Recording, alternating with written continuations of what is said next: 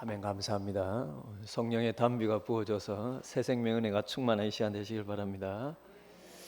지난주 우리는 주님께서 나병 환자를 치유하신 사건을 살펴보았었습니다. 그럼 이 사람은 나병을 가진 자로서 율법을 어겨가며 예수님과 무리들 틈으로 들어올 만큼 치유에 대한 믿음이 간절했었죠. 이에 대해 주님 또한 율법을 어겨가며 나병의 몸에 직접 손을 대실 만큼 절박한 그를 향한 긍휼과 사랑이 또한 놀라웠었습니다. 그러나 그럼에도 이 사람은 예수님의 엄중한 명령을 무시하며 자신이 나은 것을 널리 퍼지게 함으로 인해 오히려 이것이 주님께서 생각하시는 복음 전파에 방해가 되고, 그래서 주님은 드러나게 동네에 들어가질 못하시고 한적한 곳에 머무르시게 되었었습니다. 그러나 그럼에도 불구하고 많은 사람들이 주님 계신 곳을 알아내고 그래서 사방에서 주님께로 나왔다고 마가는 기록하고 있습니다. 그럼 이어진 오늘 본문을 보시면은 그로부터 수일이 지나서 나병 환자 사건으로부터 수일이 지나서 이제 다시 주님께서 처음 사역지였던 가버나움으로 돌아오시는데, 아니나 다를까 2절에 보시면 가버나움에 오셨다는 소문이 돌자 역시 수많은 사람들이 주님 계시는 집으로 몰려온 것입니다. 그런데 2절을 자세히 보시면요, 2절을 보시면 많은 사람이 모여서 문화까지도 들어설 자리가 없게 되었는데, 그래서 그 다음은 뭐라고 말씀하십니까? 예수께서 그들에게 도를 말씀하시더니. 그럼 여기서 도라고 번역된 헬라어 단어는 한문으로 여러분 우리 말 번역에서 길도자를 써서 도라고 했죠. 그 도를 아십니까? 그 도가 아니라요.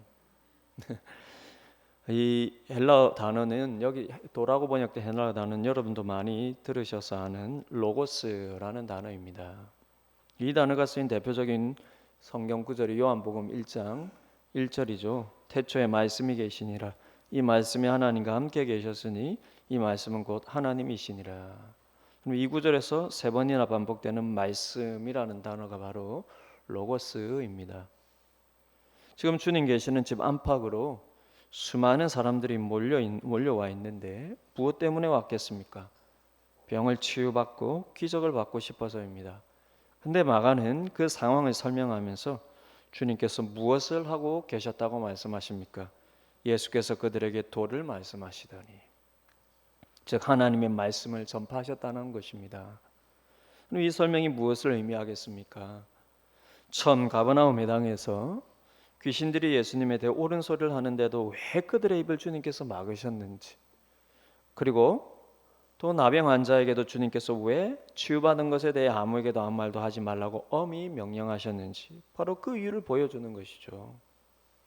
곧 주님은 하나님 나라에 관한 말씀을 전하러 오셨고 또 구약에서 계시된 그 하나님의 나라를 이루기 위해서 오셨다는 것입니다. 그게 복음의 본질이죠.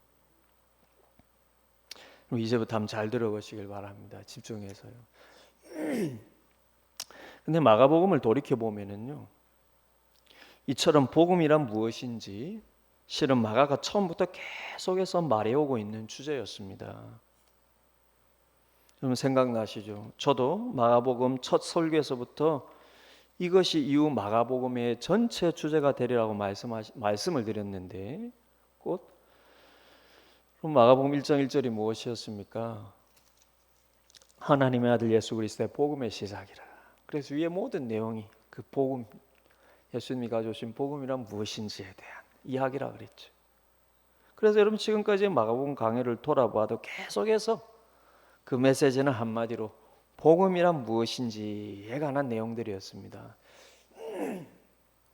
곧 예수님께서 하나님의 나라를 가져오셨다라는 것, 그래서 우리로 하여금 하나님의 자녀, 하나님 나라의 백성 되게 하신다는 것, 그리고 결정적으로 우리를 그분의 백성, 그분의 자녀 되게 하기 위해서 우리의 죄를 사해 주신다는 것, 그럼 바로 이것이 복음이라는 것입니다. 그래서 주님께서 공생의 사역을 시작하시면서 대중들에게 나타나셔서 하신 첫 말씀도 바로 그것이었죠. 하나님의 나라가 가까웠으니 회개하고 복음을 믿어라. 죄사함 받고 복음을 믿어라. 그럼 이것이 주님이 오신 목적이요, 주님의 사역의 본질이었습니다. 그런데 우리가 마가복음 설교를 지금까지의 설교를 또 돌이켜 보면은요, 주님께서 하나님 나라의 이 복음을 선포하시고 증거하시기 시작하신과 동시에 곧바로 이런 복음의 본질을 방해하는 요소들도 나타났다는 것입니다. 그래서 주님 사역의 시작부터 주님께서 끊임없이 그것을 경계시키는 것을 지금까지 동시에 살펴보았던 것이죠. 처음에는 귀신들에게 경고하시고, 기억나시죠? 처음에는 귀신들에게 경고하시고, 그 다음에는 치유받은 나병 환자에게도 경계시키시는 모습을 우리가 보았습니다. 그러니 여러분, 지금까지의 설교를 종합해 보면은요, 이 두 축이 함께 흘러가고 있는 것이고요. 앞으로도 마가복음은 계속해서 이것이 함께 흘러가는 것을 보게 될 것입니다. 그 한 축은 복음이란 무엇인가 라는 것이고요, 다른 한 축은 복음의 본질을 방해하는 것은 무엇인가 라는 것입니다. 이해가 되시죠? 한쪽은 복음이란 무엇인가, 다른 한쪽은 복음의 본질을 방해하는 것은 무엇인가. 그래서 여러분, 어떤 면에서 주님의 사역은 항상 이 두 가지 면을 함께 가지고 있습니다. 그것은 마치 동전의 양면과도 같은 것인데요, 한 면은, 주님 사역의 한 면은 복음이란 무엇인지를 가르치시고 증거해 주시는 사역이라 할 수 있고요, 다른 한 면은 동시에 복음의 본질을 방해하는 것은 무엇인지를 계속해서 구체적으로 경계시키는 사역이라 할 수가 있습니다. 이 두 면의 사역이, 주님이 두 면의 사역이 복음이 무엇인지 가르쳐 주시면서 또한 동시에 복음의 본질을 방해하고 왜곡하는 것이 무엇인지를 조심시키고 경계시키면서, 그럼 이 주님의 두 축의 사역이요, 십자가에서 죽으시고 부활하실 때까지 이어집니다. 이런 시각에서 보면 그래요. 저는 이 마가복음을 오늘 설교를 준비하면서 지금까지의 설교를 정리하면서 주님 사역의 내용은 이 두 측면으로 볼 수 있겠구나, 묵상하다가 그런 정리가 되었습니다. 따라서 여러분, 하나님 나라의 복음을 위한 주님의 3년간의 공생의 사역의 상당 부분이 바로 이 다른 한쪽 면에 있음을 우리가 알아야 하는 것입니다. 곧 복음의 본질을 방해하는 것들, 복음의 본질을 왜곡시킬 수 있는 것들을 주님께서 끊임없이 경고하시고 경계시키는 것이죠. 그래서 우리가 복음을 바르게 이해하기 위해서는요, 이 두 면을 함께 알아야 하고 배워야 하는 것입니다. 주님도 그것을 가르쳤고요, 사도들도 그것을 우리에게 전해주면서 동일하게 가르치고 있고, 그 복음서들도 그것을 보여주기 때문입니다. 즉, 복음이란 무엇인지를 배우면서 복음의 본질을 방해하는 요소 역시 무엇인지를 깨달아야 한다는 것입니다. 그럼 알고 보면은요, 의외로 주님께서 이것에 쓰시는 에너지가 상당하셨습니다. 왜냐하면 우리가 복음이란 무엇인지를 알면서 동일하게 복음의 본질을 방해하는 것들도 우리 속에 들어와 있으면은요, 우리는 복음이 무엇인지를 알고 있다고 하는데 그 본질을 방해하는 것도 끊임없이 우리를 흐트리기 때문에요. 여러분, 참과 거짓이 섞이면, 전에도 한번 말씀드렸지만 참과 거짓이 섞이면 반만 참이 아니라 거짓이 되는 것입니다. 복음이 무엇인지를 아는 것만 중요한 게 아니라요, 그 본질을 방해하는 것들이 우리 속에 들어오는 것도 우리가 끊임없이 깨닫고 막아야 하는 거예요. 그래야 참이 왜곡되지 않고 흐트러지지 않는 것입니다. 주님께서 의외로 주님 사역을 보면은요, 이것에 쓰시는 에너지가 상당하셨습니다. 왜 의외라고 제가 말씀을 드리냐면, 우리의 입장에서 의외예요. 왜 의외라고 말씀드리냐면, 그 경고와 경계의 대상이 우리가 흔히 예상하는 것보다 훨씬 더 많은 대상이었기 때문입니다. 어찌 보면 주님 자신께서 상대하시는 모든 대상이라고 보시면 됩니다. 복음의 본질을 방해하는 요소들을 경고하시고 경계시키시는, 여러분, 그 대상이요, 주님이 사역하시는 모든 대상이에요. 단지 주님의 길을 막아서려는 사단과 악한 영들만이 아니라, 혹은 주님을 대놓고 반대하는 바리새인들과 서기관들만이 아니라, 심지어 주님을 한호했던 무리들, 더 나아가서 주님을 따르던 제자들에 대해서까지도 주님은 복음의 본질을 방해하는 그들의 욕구와 욕망이 무엇인지를 계속해서 보여주시면서 경계하시는데, 우리가 마가복음 끝에 가면 알겠지만요, 십자가 지시는 그때까지, 어떤 면에서 부활하시고 나서 승천하시기 직전까지 복음의 본질을 방해하는 것들을 조심하라고 끊임없이 경고를 시키시고 경계를 시키시고, 그 대상이 심지어 제자들에게까지. 그것이 여러분 마지막까지 주님 사역의 한 축이었다라는 것입니다. 우리는 이것이 주님 사역의 시작부터 등장하는 것을 바로 앞선 두 주일의 설교에서 나병 환자 사건을 통해서 살펴보았던 거예요.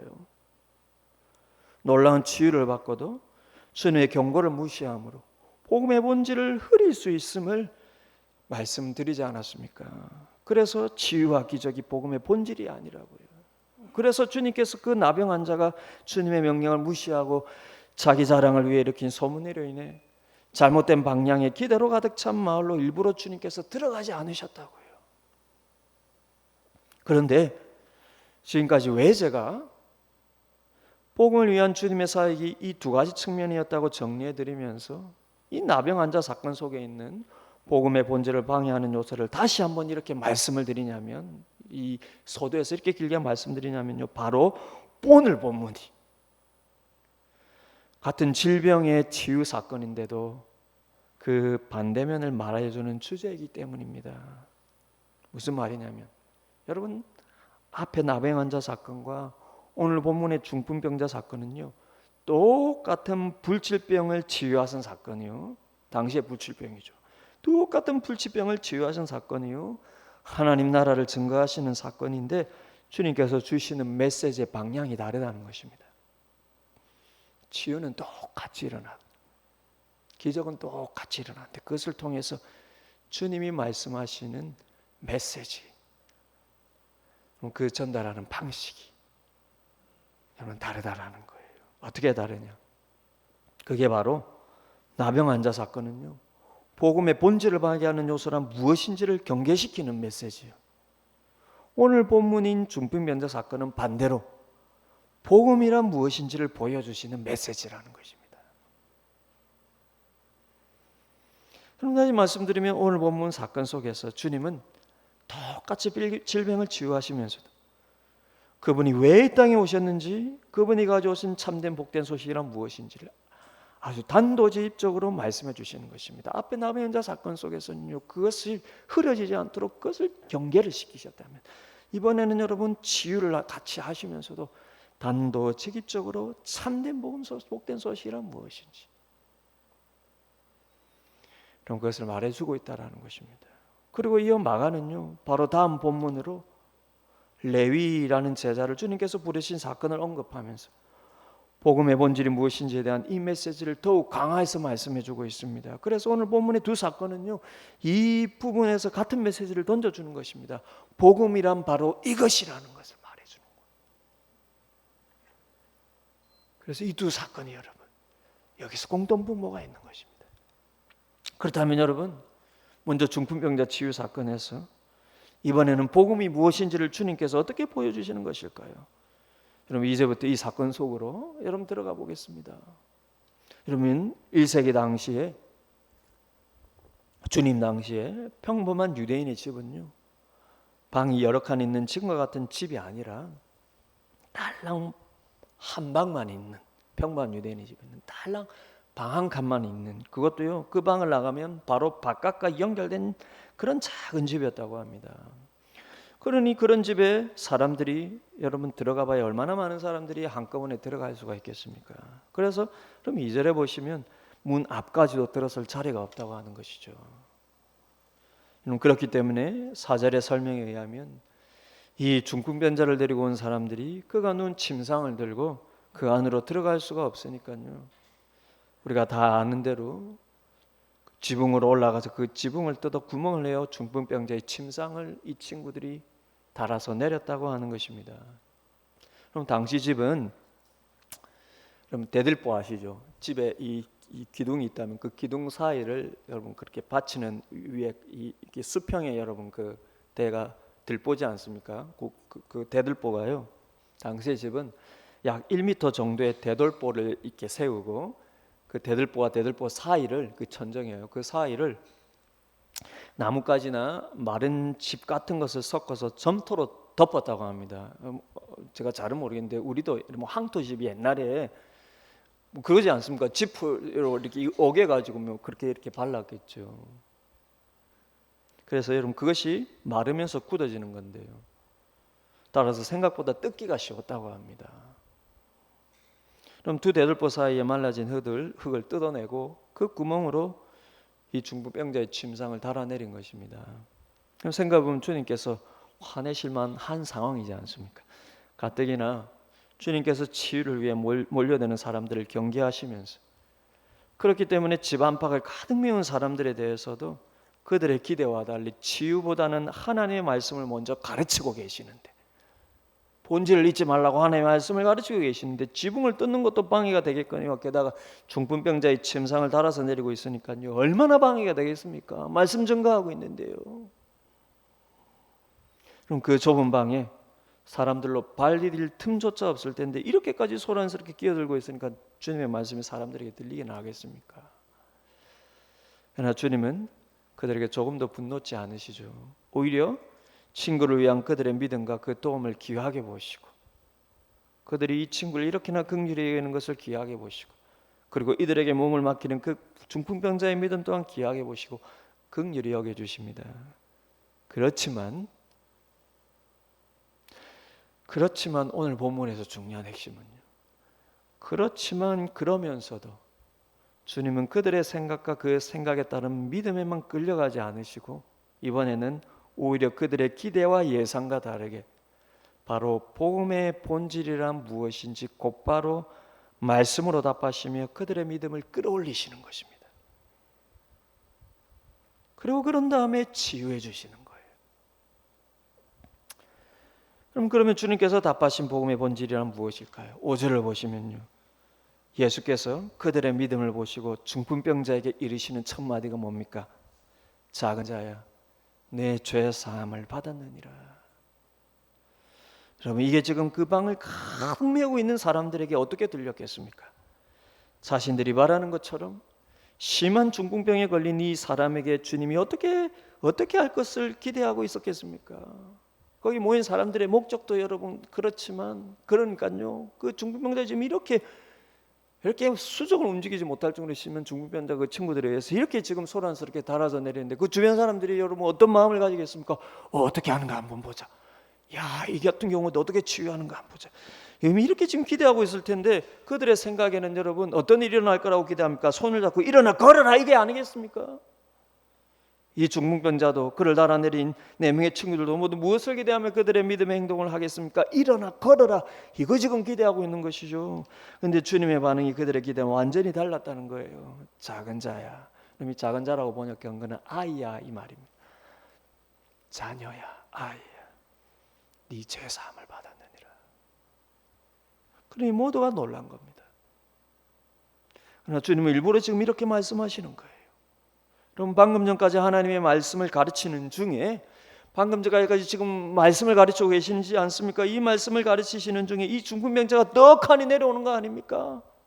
그래서 주님은 하나님 나라의 그 말씀을 계속해서 이어서 가르치시는 겁니다. 아니, 이 중풍병자를 통해서 하나님 나라의 말씀에 가르치심에 정점을 찍고 계시는 거겠죠. 이것을 지금 이용해서요, 이 소란스럽게 왜 떠들어 지금 설교하는데, 이게 아니라 오히려 이 경우를 사용해서요, 주님이 가르치시는 말씀의 핵심을, 그 정점을 찍고 계시는 것이죠. 곧 지금까지 지금 하나님의 말씀을 증거해 주시고요, 복음이란 무엇인지를 증거해 주시고요, 하나님 나라 무엇인지를 말씀해 주시는데 그 점점을 찍으면서 내가 이를 위해서 왔다는 거예요. 나는 너희의 죄가 사함을 받음으로 하나님 나라의 백성이 되게 하기 위해서 왔다는 것입니다. 이것이 복음의 본질이라는 거예요. 지금 말씀을 가르치고 치유의 기적을 베푸는 것도 이를 위함이라는 것입니다. 그러니 주님은 이걸 방해로 여기지 않으시고요, 오히려 주님께서 주시는 메시지를 여러분 분명히 보여주는 예로 사용하시는 거예요. 그러니 여러분, 이때 사람들에게 이런 의문을 제기하는 것입니다. 주님께서 말씀을 가르치신 중에 지금 이 침상에 달온 중풍병자를 통하여서 사람들에게 이런 의문을 제기하는 것입니다. 너희 육신의 몸이 당장 나은들 내가 지금 다 이렇게 바라는 대로 너희 육신의 몸이 지금 당장 나은들 너희 저가 사함받지 못해 잠깐 사는 이 육신의 몸이 죽을 때 영원한 심판을 받는다면 이 치유의 기적이 무슨 소용이 있겠느냐. 지금 이렇게 말씀하시는 거 아니겠습니까? 그들의 기대와 달리 네 죄사함을 받았다, 엉뚱한 소리 하고 있습니다.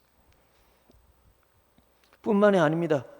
여러분, 당시의 유대인들의 사고는요, 질병이 꼴 죄라고 여겼습니다. 질병은 곧 죄의 문제라고 다들 보고 있었습니다.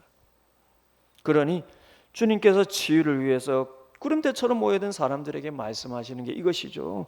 곧 치유와 제사함은 다른 문제라는 것입니다. 질병이 치유된다 해서 그것이 곧 하나님이 그의 죄를 사해 주신 것과는 이 꼴이 아니라는 거예요. 따라서 너희 죄가 사함을 받지 못한다면 언젠가 곧 죽을 너희 육신이 지금 잠시 치유받는다 해서 그게 다 무슨 소용이 있느냐는 것입니다. 그럼 주님께서 지금 남의 지붕을 뚫고 중풍병자의 침상을 달아내릴 만큼 치유에 대한 사람들의 기대가 이토록이나 극대화되어 있는 이 순간에 이와 같은 역설적인 메시지를 던지시는 거예요. 너희 앞에 이렇게 하나님 나라의 복음이 전해지는데 너희가 나에게서 받아야 할 진짜 은혜의 선물은 질병의 치유가 아니라 죄사함을 받고 하나님 나라의 백성이 되어서 하나님 나라 백성의 삶을 살아야 하는 것이라는 겁니다. 주님은 여러분 이 중풍병자와 이 친구들의 중심을 귀하게 보시고 지금 그들의 믿음을 끌어올리시는 것입니다. 네 몸이 낫게 하는 것보다 더 중요한 것은 네 죄가 사함을 받아 하나님 나라 백성이 되는 거라는 거예요. 그래서 이제부터 영원한 하나님 나라에 대한 확신과 소망을 가지고 이 땅에 하루를 살아도 천국 백성으로서의 삶을 살라는 것입니다. 더 중요한 건 이거라는 거예요. 왜 이래 아멘이 적습니까? 괜찮습니다. 여러분 마음속으로 주님 주시는 이 질문을 지금 여러분도 받고 계시는 증거라고. 우리도 이 질문을 주님께 받아야 되는 것입니다. 그럼 주님은 오늘도 그분께 나온 우리에게 똑같은 말씀을 주십니다. 작은 자야, 자녀야, 아들아 딸아, 네 죄사함을 받았느니라. 너는 죄사함을 받은 하나님의 자녀야. 근데 문제는 우리에게 있죠. 어떤 문제입니까? 이게 별로 감동이 되질 않는다는 거예요. 이게 별로 감동이 되지 않는다. 매주일마다 예배 자리로 나온대요. 이게 감동이 되질 않아요. 예수님, 우리가 예수 믿고 제사함 받은 거 다 압니다. 그거 다 믿고 있어요. 그러니 그것 말고 다른 감동 주세요. 그 감동은 이미 다 받았고요. 그건 이제 감동이 안 돼요. 다른 감동 주세요. 그러나 여러분, 죄사함과 구원이 나에게 별 감동이 되지 않는 신앙 상태라면요, 우리 역시 나병 환자처럼 주님을 대하고 있는지 모릅니다. 아니, 대하고 있는 겁니다.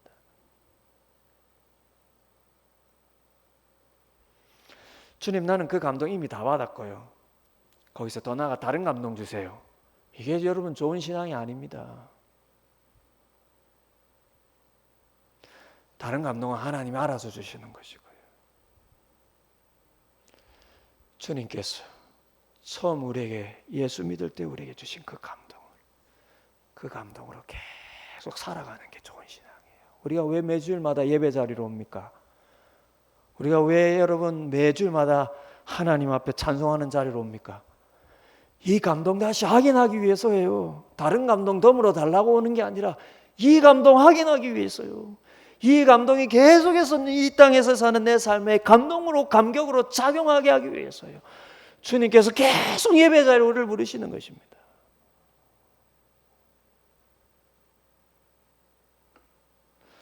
하지만 여러분, 중풍병자가 치유를 위해서 왔다가도 주님께서 그 중심을 보시고 제사함의 선언을 해주시는 은혜를 받았다는 것처럼요, 우리 역시 어떤 갈급한 문제를 가지고 왔던 우리 죄를 사해 주셔서 하나님 나라 백성 되게 하신 이 은혜를 통하여서 주일마다 이 은혜를 기억하시면서 이 감격함으로 삶의 자리로 돌아가서 주님과 동행하는 삶이 되시기를 주님의 이름으로 축복을 드립니다. 이게 여러분 주일 예배의 목적이에요. 주님, 목사님 그 필요 없습니다. 아니에요, 여러분. 예배는 여러분들이 원하는 거 받기 위해서 오는 자리가 아닙니다. 하나님이 주신 은혜, 구원의 은혜를 찬송하기 위해서 하나님이 부르신 자리예요. 내 목적으로 오는 자리가 예배가 아닙니다. 그거는 여러분의 예배죠. 하나님이 받으시는 예배가 아닙니다. 예배는 여러분, 내가 생각하는 그 목적을 위해서 오는 게 아니에요. 예배는 내가 오는 게 아니라 하나님이 부르신 자리입니다. 하나님 우리를 예배 자리에 부르신 목적은 그분이 정하세요. 우리가 정하는 게 아닙니다. 왜 주님께서 예배 자리로 내 자리에 불러주십니까? 내가 너를 위해서 네 죄를 대속해서 십자가에 죽고 부활함으로 너를 하나님 나라 백성 되게 한 그 은혜의 감격이 계속해서 네 심령에 작용하라는 거예요. 그것을 작용하도록 다시 그 은혜를 기억하게 해주시는 것이죠. 그냥 우리가 여러분이 예배 오는 목적을 우리가 여러분 바르게 알아야 해요. 이 말씀이 감격으로 작용하고, 이게 예배에 여러분 무엇에 감격해야 할지를 알아야 우리가 예배에 와서 이 감격을 받지 않습니까? 그래야 여러분 삶의 자리로 돌아가서 주님과 동행하게 되는 것이죠. 그러면 여러분 우리에게 필요한 기적은 하나님이 알아서 주십니다. 걱정하지 마세요. 예배의 목적을 잊지 마시고요. 무엇을 감격해야 되는지에 대한 준비를 여러분 잊지 마시고, 복음의 본질을 방해하는 여러분 마음속에 필요 이상의 욕구를 내려놓고 나오시고요. 주님이 우리를 위해 십자가 지셔서 죄사해 주신 은혜예요. 그것으로 다시 감격할 준비를 하고 오시기를 바랍니다. 그리고 그 은혜를 누리시기를 바라요. 그런 자리가 예배가 되시기를 바랍니다. 주님은 여러분 치유받고자 하는 그들의 갈망과 믿음을 외면치 않으시고 귀하게 보셨습니다. 여러분 그 갈망이 여러분 가득한 거 여러분 잘못되었다 말씀하지 않으세요. 그러나 그렇기 때문에 그분이 가장 귀하게 베푸신 은혜는 치유가 아니라 그 영혼의 죄를 사해 주시는 것을 의도적으로 우리를 사랑하시기 때문에 계속해서 가르쳐 주시는 것이죠. 지금 오늘 본문에서도 여러분 주님께서 그 기대로 가득 찬 사람들에게 일부러 그것을 말씀해 주시지 않습니까? 근데 이것은 당시 유대인들을 상당하게 당혹해 하는 그런 문제였습니다. 이 치유의 특별한 능력을 가진 예수가 과연 죄를 사할 권한까지, 그것도 스스로의 선언에 의해서 그 죄 사죄의 권한까지 가질 수 있는 존재인가? 당시의 유대인들이라면 여러분 예수님 이 말씀을 듣고 의문을 누구라도 들 수밖에 없어요. 왜냐하면 그 유명한 하나님의 사람, 그들이 존경하는 그 유명한 랍비들도 아무도 이렇게 말할 수가 없기 때문에 그렇습니다. 당시 유대인들에게 죄를 사하는 권세와 권한은 오직 하나님에게만 있다고 여겨졌기 때문입니다. 그럼 순간적으로 모두들 당황했습니다. 그러나 그들 중에서도 이 말에 가장 큰 충격을 받은 사람들이 무리 중에 섞여 있는데 그들은 서기관들, 즉 율법학자들이었습니다. 여러분 이들이 복음의 본질을 방해하는 요소들을 주님께서 가르쳐 주시는 그 중심에 계속 서게 됩니다. 제자들도 그렇지만요, 물론. 이후에 주님의 사역을 보면 이들이 계속해서 등장하고, 그럼 이들은 당시에 사람들에게 여러분 신앙을 가르치는 자였기 때문에 주님은 이들의 가르침을 계속 경계시키면서 복음의 본질이 무엇인지를 계속했어요. 그럼 이 율법학자, 서기관들, 바리새인들은 단지 충격을 받았을 뿐만 아니라 무리들과 달리 이것을 예수님에 대한 비난과 공격의 시발점으로 삼았습니다. 신성모독이라고요. 그러면 7절에 의하면 주님께서 사죄의 선언을 하시자마자 그들이 생각하기를, 7절을 보십시오. 이 사람이 어찌 이렇게 말하는가? 신성모독이로다. 오직 하나님 한 분 외에 누가 능히 죄를 사하겠느냐. 그러자 주님께서 그들의 생각을 아시고 9절을 보시면 이런 다소 답하기 힘든 의아한 질문을, 그러면서도 아주 흥미로운 질문을 그들에게 던지십니다. 9절을 보십시오. 지금 이 서기관들에게 던지는, 율법학자들에게 던지신 질문이 중풍병자에게 네 죄 사함을 받았느니라 하는 말과 일어나 내 상을 가지고 걸어가라는 말 중에 어느 것이 쉽겠느냐? 그럼 주님께서 지금 중풍병자는 물론이가 주변 모든 사람들이 기대하고 있는 치유와 또 그들의 예상과 달리 주님께서 마치 반전처럼 선언하신 죄사함, 이 두 가지를 의도적으로 비교하시면서 질문을 던지시는 거예요. 어느 것이 쉽겠느냐는 거예요. 그러면서 복음의 원질이 무엇인지를 더욱 광화해서 가르쳐주고 계시는 것입니다. 이 시각으로 보면 참 재미있고 흥미로워요. 주님은 너무나 지혜로운 분이십니다. 여러분 어떻게 생각하세요? 중풍병자를 일으키는 게 쉽습니까? 죄사함을 선언해 주는 것이 쉽습니까? 여러분들은 어떻게 생각하십니까? 무엇이 쉽습니까? 중풍병자를 일으키는 게 쉬운 일입니까? 죄사함을 선언해 주는 것이 쉬운 일입니까? 흥미롭게도 여러분, 주님은 이 질문을 던지기만 하셨지 정작 무엇이 쉬운지는 오늘 본문에 대답하지 않으십니다.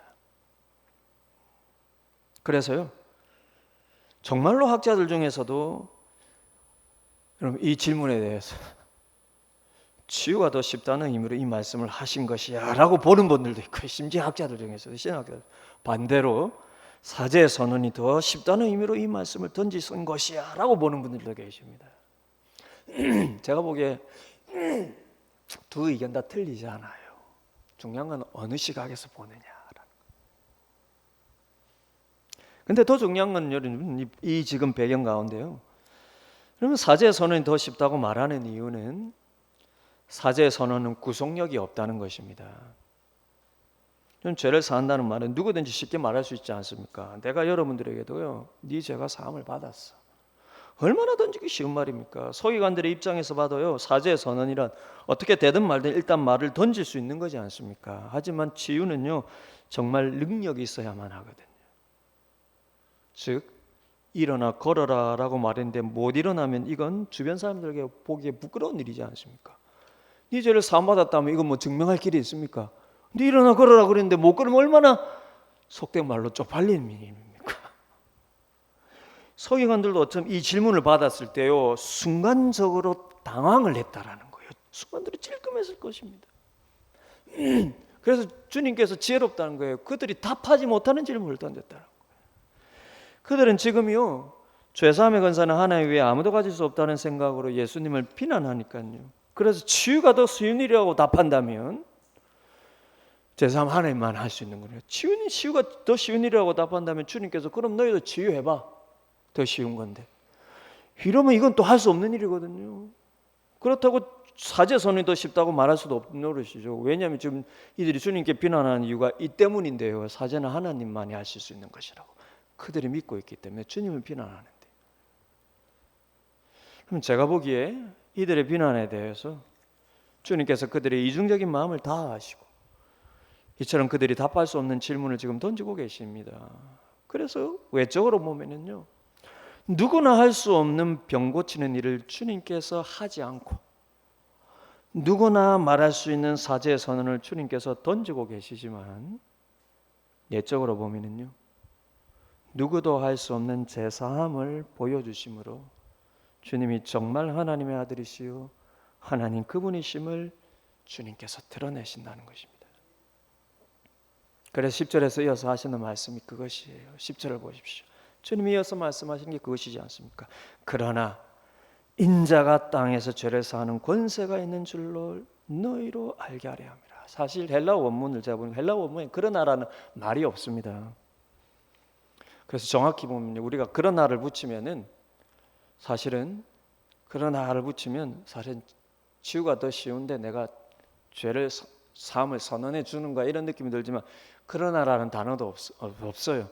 무엇이 더 쉬운지에 대해서 여지를 남기십니다. 그러면서 주님께서 하시는 말씀이 내가 왜 사죄 선언을 하냐면 내가 땅에서 죄를 사하는 권세를 가진 하나님 자신이라는 것을 너희로 알게 하기 위해서 일부러 그렇게 얘기한다는 것입니다. 이 말씀을 통해 주님은 한 걸음 더 나아가서요, 우리에게 하나님의 입장에서 정말로 무엇이 더 쉽고 하나님의 입장에서는 정말로 무엇이 더 어려운 일인지, 그래서 여러분 제가 아까 어떤 시각에서 보느냐에 따라서 무엇이 더 쉬운지 답이 달라질 수 있다는 것입니다. 우리의 입장에서 보면 사죄의 선언이 더 쉽다고 여길 수가 있겠죠. 그러면 이렇게 불치병을 치유하는 게, 말 한마디로 치유하는 게 여러분 아무도 할 수 없는 일이지 않습니까? 그러나 하나님의 입장에서는 정말 무엇이 더 쉽고 무엇이 더 어려운 일인지 주님께서 복음의 더 깊은 본질을 지금 가르쳐주고 계시다는 것입니다. 여러분, 우리의 입장과 달리요, 하나님의 입장에서 볼 때 무엇이 더 쉬운 일입니까? 치유가 더 쉬운 일이에요. 하나님은 전능하신 분이시니까, 원하시면 여러분 쉽게 그대로 되게 하시는 분이니까요. 그러나 죄사함은 왜 더 어려운 일입니까? 이 서기관들의 생각처럼 치유는 사람도 할 수 있지만 죄사함은 하나님만이 권한을 가지시기 때문일까요? 주님이 생각하시는 더 어려운 포인트는 거기에 있지 않습니다. 그게 아니에요. 주님의 입장에서 왜 사죄 선언이 더 어려운가? 그것은 바로 우리의 죄를 사하기 위해서는 그분 자신의 희생이 필요로 하기 때문이에요. 사죄는 말 한마디로 되지만, 아니 치유는 말 한마디로 되지만, 하나님의 입장에서 사죄에서는 하나님 자신의 희생이 필요하기 때문에. 그래서 10절에서 말씀하시는 바, 그러나 인자가 땅에서 죄를 사하는 권세가 있는 줄로 너희를 알게 하시기 위해 이 사죄 선언을 해주시는데, 여러분, 땅에서 죄를 사하시는 그리스도의 권세가 그냥 있는 게 아니죠.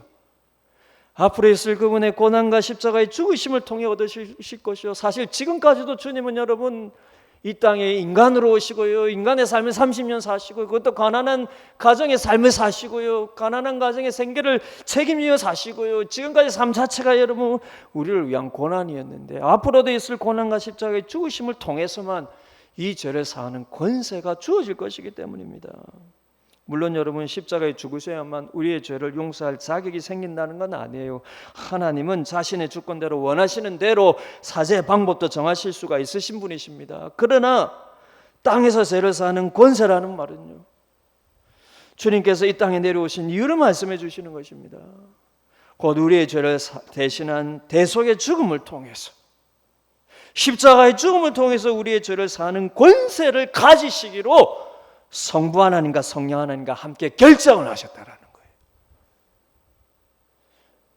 거예요. 주님은 말 한마디로 우리의 죄를 사할 왜 권세가 없으신 분이십니까? 그분은 모든 주권자신데요. 그러나 주님이 이 땅에 오실 때 왜 이 땅에 오셨는가? 우리의 죄를 사하기 위해서, 우리의 죄값을 십자가에서 대신 받음으로 우리의 죄를 사하기로 성부, 성자, 성령 하나님께서 그렇게 결정을 하시고, 그래서 예수님이 이 땅에 오셨다라는 것입니다.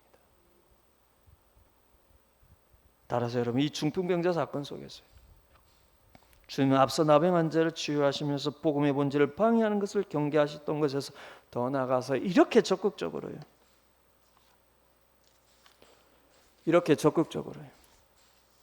주님께서 가져오신 우리에게 복된 소식이란, 그분의 희생과 죽음을 통해 우리의 죄가 하나님 앞에서 용서받음으로 우리로 하나님의 자녀가 되게 하시는 것이요, 그분이 이를 위해 왔다는 것을 말씀해 주시는 것입니다. 그리고 이것은요, 주님의 다음 사건에서 더욱 구체적이고 더욱 분명하게 드러나는 것입니다. 곧 주님은 정말로 일반 대중을 넘어서서요, 일반 대중들로부터도 당시 죄인으로 취급받던 사람들 틈으로 들어가는 것입니다. 내가 이를 위해서 왔다라고 하시면서 그 다음 사건은 정말로 그 무리들 눈에 보기에도 진짜 죄인들로 취급받던 사람들 틈으로 들어가 버리시는 것이에요. 그게 중풍병자 사건 다음 본문의 이야기입니다. 그럼 죄송합니다. 제가 설교를 참 길게 하죠. 참 노력해도 잘 안 돼요. 죄송합니다. 우리 어르신들은요, 편안하게 일어나셔도 되고요, 편안하게 좀 뒤에서 누우셔도 되고요. 이런 말 한다고 진짜 어떻게 뒤로 가겠습니까? 목사님, 그런 말씀하지 마시고 빨리 설교나 빨리 잘 압니다. 제가 급한 마음이라서 용서해 주세요, 여러분.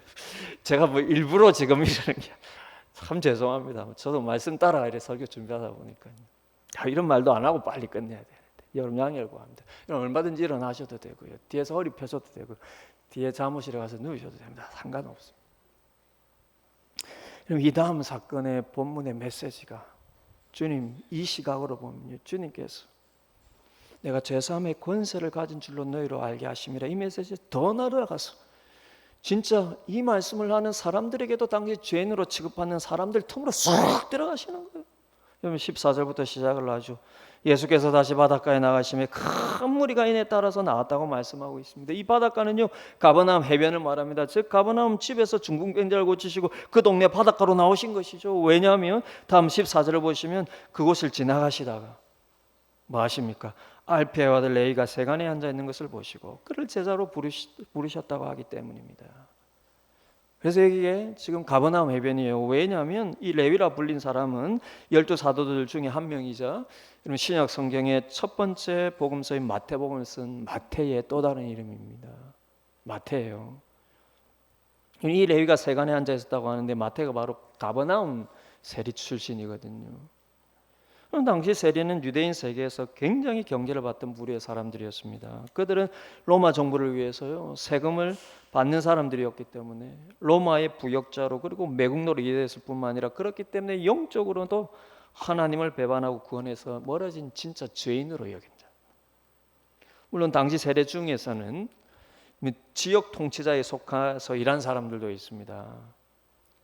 당시에 이 이스라엘이 세 지역으로 나누어져 있는데 남쪽에 유대 지역이고 중간에 사마리아, 북쪽에 그 갈릴리 지역이죠. 이 갈릴리 지역을 헤롯 안디바라고 하는 헤롯 대왕의 한 아들이 다스리고 요단강 동쪽 그리고 갈릴리 호수와 요단강 동편으로 여러분 동편으로는 빌립이라는 또 다른 헤롯의 아들이 다스리고 있었습니다. 그러니까 이 지역은요 헤롯 대왕의 아들들이 나눠서 다스리고 있어서 로마 총독이 다스리고 있지는 않았지만 그러면 이 갈릴리 가버나움은 헤롯 안디바가 다스리고 있는 갈릴리 지역의 일종의 동쪽 국경이에요. 그러니 이곳에 세간이 있었다는 것은 업점 마태는 헤롯 안디바에게 속한 그런 세간원일 수는 있습니다. 그러나 헤롯 집안 역시 유대인들에게 정통성을 인정받지 못했기 때문에요. 그를 위해 일하는 세리라 해도 유대인들에게 별 다를 바가 없습니다.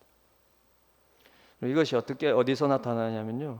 마태가 교제하던 사람들에 대한 당시의 인식입니다. 그럼 15절을 보시면은요. 주님께서 마태를 부르시고 또 마태가 그 부르심에 반응했을 때 먼저는 그의 집에 주님을 식사 초대로 부르는데 뭐라고 말합니까? 많은 세리와 죄인들이 함께 와 있었다라고 말합니다.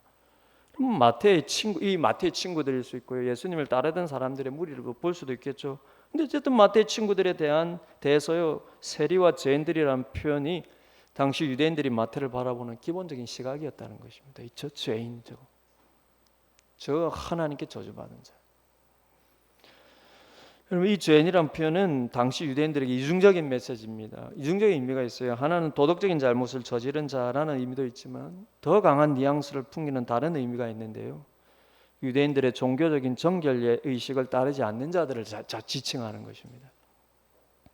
그리고 그 종교적인 의무란 하나님의 율법이라기보다는 그들이 오랫동안 전통으로 가지고 왔던 그들의 전통, 우리 성경에 흔히 말하는 장래 유전.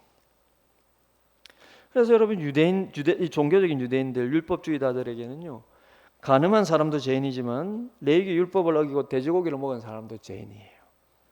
도둑질과 살인한 사람도 죄인이지만 자신들의 규율을 따라 식사 전에 손을 정한 횟수만큼 정한 방법으로 씻지 않은 사람도 죄인이에요. 지금 마태의 집에는 도덕적인 문제가 있는 사람들도 있을 수 있고요. 이처럼 마태처럼요 율법학자들의 규칙과 교육을 따르지 않거나 삶의 이유나 직업상 그것을 따를 수 없는 사람들도 많이 포함되어 있는 것입니다.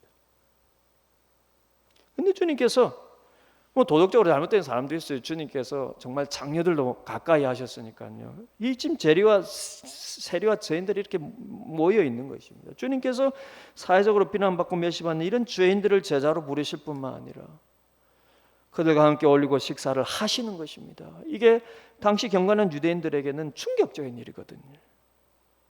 근데 주님께서 계속해서 유대인들의 종교적인 고정관념을 벗어나는 일을 하고 계시는데 점점 그 강도가 강해지고 있다는 거예요. 그런데 중요한 것은 그러면서 주님께서 이 땅에 오신 이유가 무엇인지 복음의 본질을 더욱 드러내고 계시다라는 것입니다. 여러분 맨 처음 가버나움 회당에서 안식일에 귀신 들린 자를 치유하실 때도 안식일에 병을 치료하는 것도 당시의 신앙적인 관념을 벗어난 일이었고요. 이어 나병 환자를 치유하실 때도 손을 내밀어 그를 만지신 것도 그렇고요. 그러다 중풍병자를 고칠 때는 드디어 네 삶을 받았다라는 하나님만이 할 수 있는 사죄선을 하는 것도 그렇고요. 그리고 이번에는 이 세리와 죄인들과 함께 식사를 하시는데, 죄인들과 함께하는 식사는 그도 함께 죄인이라는 뜻이거든요.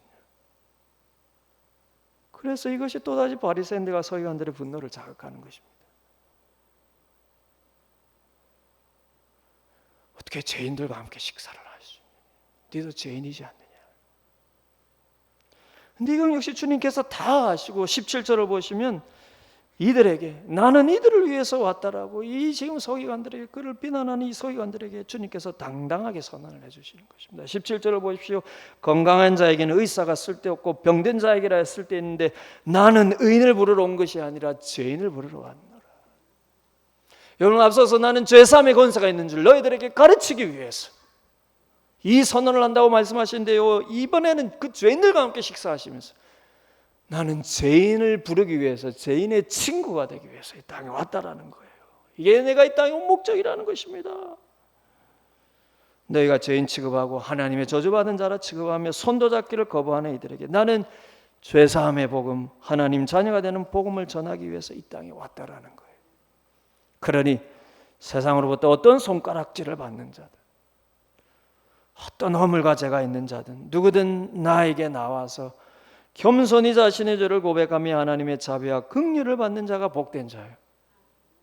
하나님의 사랑을 받는 참된 그분의 자녀라는 것입니다.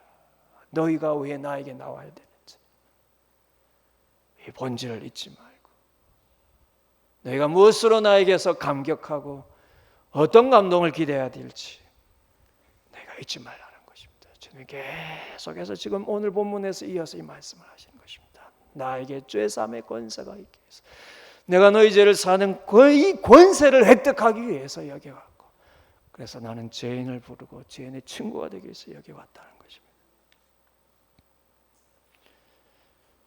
여러분, 너희가 이 복음의 본질을 깨닫고 이처럼 나로 인해서 죄사함을 받고 하나님의 자녀, 하나님 나라의 백성 되기 위해 너희는 나에게 나와야 한다는 것입니다. 그리고 그것이 너희 인생의 새로운 의미가 되어야 하고 너희의 삶의 새로운 기쁨과 만족이 되어야 한다는 것입니다. 그것이 주님의 복음을 바르게 깨닫고 주님과 동행하는 삶의 본질이라는 거예요. 그러니 여러분, 주님을 바르게 바라보시기 바랍니다. 여러분, 주님을 바르게 바라보는 것이 별겁니까? 가장 기본이 뭡니까? 주일 예배 자리로 나와서요, 주님이 내게 주신 은혜가 무엇인지를 다시 한번 주님 입장에서 기억하는 것이요. 그게 주님을 바라보는 기본이에요. 기본이에요. 그래야 일주일 삶을 살면서 내가 내 삶을 그 주님의 입장에서 내 삶을 어떻게 바라봐야 되는지 깨닫게 되는 것이죠. 이렇게 주님을 바르게 여러분 바라보시고 바르게 대하시기 바랍니다. 매주일 예배에 나와서요, 여러분들이 주님 앞에 기대하는 이 기대의 본질이 흐트러지지 않아요. 그래서 주님이 우리에게 정말로 주시고자 하시고, 그래서 십자가의 대속을 통해 우리에게 정말로 진짜 주신 복음이 여러분의 심령과 삶이에요. 그럼 말 그대로 복된 소식이 되시길 바랍니다. 여러분, 좀 치유 늦어도 됩니다. 여러분, 기적 좀 늦어도 돼요. 여러분, 좀 원하는 것 좀 늦어도 됩니다. 좀 천천히 가도 되고요. 그러다 아마 어떤 것은 좀 못 이루어져도 됩니다. 여러분, 그거 이루어지면 여러분 행복할 것 같습니까? 그거 이루어지나 안 이루어지나 내가 진짜 행복해야 할 것은 예수님이 나를 위해서 죽으시고 내가 그래서 하나님 자녀가 되고요, 그런 주님이 나와 성령으로 함께 하시고요, 나는 지금도 그런 주님과 함께 하나님 나라를 살아가고 있다는 거예요. 물론 우리가 연약해서 고난을 만나면 힘들 수도 있고요, 질병을 만나면 두려움이 있을 수도 있습니다. 그래 여러분, 그러나 주님께서 그런 우리에게, 그런 간절함으로 나온 우리에게 계속해서 들려주시오. 네 죄가 이미 사함받고 네가 하나님 자녀가 되었어. 네 하나님 나라 백성이 되었어. 네가 이 고난 속에 있어도 너는 지금 하나님 나라의 삶을 살고 있는 거예요. 그럼 우리가 왜 하나님 나라가 안 느껴집니까? 여러분, 두려워하는 그 고난 때문이지 않습니까? 여러분, 염려하는 여러분 그 어려움 때문이지 않습니까? 근데 여러분, 그 두려움과 어려움의 현실 때문에 하나님 나라가 여러분 사라졌습니까? 구원이 사라졌습니까? 하나님이 여러분을 떠났습니까? 아니에요. 그러나 우리는 연약해서 그 두려움이 있을 수 있습니다. 그러니 예배 자리로 나올 때 무엇을 확인해야 되느냐, 이걸 확인해야 된다는 것입니다. 내가 여전히 하나님 자녀구나. 내가 여전히 죄 사함 받은 하나님의 백성이구나. 내 삶은 여전히 하나님 나라의 은혜 속에 있구나. 나는 언제든지 그 열매를 맺을 수 있구나. 그것을 잊지 말고요. 이것이 여러분 삶에서 계속 훈련되다 보면은 어떤 형편 속에 있든지 감사함을 잃지 않고 자족함을 잃지 않고 그러면서 주시는 기적들을 하나님 영광을 위해서 사용하고요. 여러분 그런 진짜 하나님의 백성이 되시고 하나님 나라를 느끼시고 누리시고 전파하신 여러분 되시기를 주님의 이름으로 축복을 드립니다. 우리 같이 한번 기도하기를 원합니다. 주님, 오늘도 우리에게 이 마가복음을 통하여서 복음이 무엇인지를 우리에게 말씀해 주시고 동시에 이 복음의 본질을 흐려놓는 우리 속에 욕망과 두려움과 근심과 걱정과 이 세상 속한 것에 우리도 모르게 빠져있는 우리의 마음을 주의시키시는, 우리가 주일날 떡하니 주님 앞에 이렇게 나왔음에도 불구하고 우리의 마음속에 작용하는 것은 여전히 세상 두려움과 근심과 걱정과 내가 원하는 대로 되지 않는 것에 대한 내 불편함과 이로 인한 내 마음속의 원망과 자성과 하나님, 내가 주님 앞에 이렇게 떡하니 나와서도 주님이 나에게 베푸신 진짜 선물을 외면하고 그건 별거 아닌 것처럼 감동하지 못하고 우리가 이렇게 마치 내가 하나님 나라에서 쫓겨난 사람처럼 내가 이렇게 내 마음이 반응하는 것을 용서해 주시고 주님 나에게 주신 진짜 복음을 깨닫고 그 복음을 누리는 우리가 되게 하여 주옵소서. 오늘 말씀 생각하면서 한번 같이 기도하시겠습니다. 은혜로